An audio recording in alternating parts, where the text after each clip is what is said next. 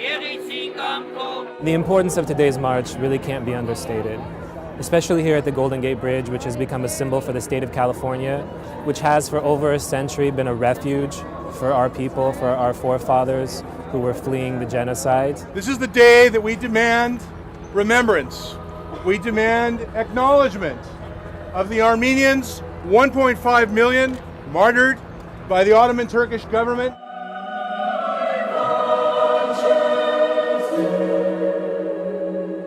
A 100 years has passed since the Armenian genocide occurred, and since that time, there have been numerous other genocides across the globe.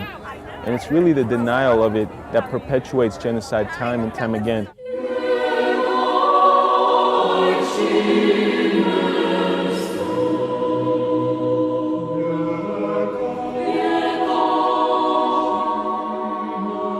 We're seeing a history repeat itself, especially today when we just got reports of Assyrian Christians being attacked by ISIS and Turkey not letting them seek refuge. So it's very important for us to come together to voice and show the world that what happened 100 years ago continues repeating itself every few years throughout the 20th century and spilling over into the 21st.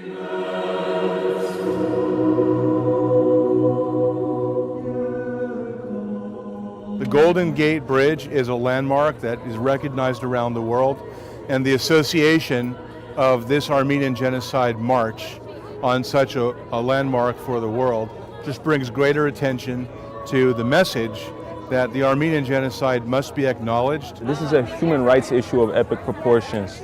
Regardless of your race, your creed, your ethnicity, we're all united against genocide across the board.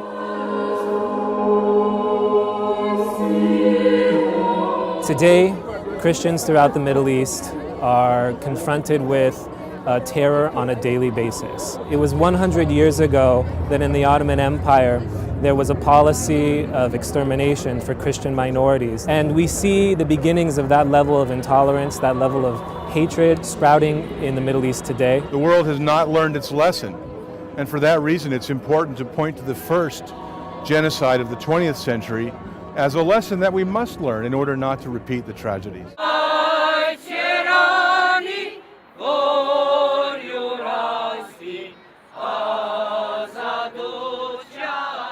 Some people might think that some of these organizations like ours that have been around for many years are no longer relevant, but they really are, especially in light of what we see going on around the world. Today we remember and we demand. Remember that begins with each and every one of you that are gathered here today.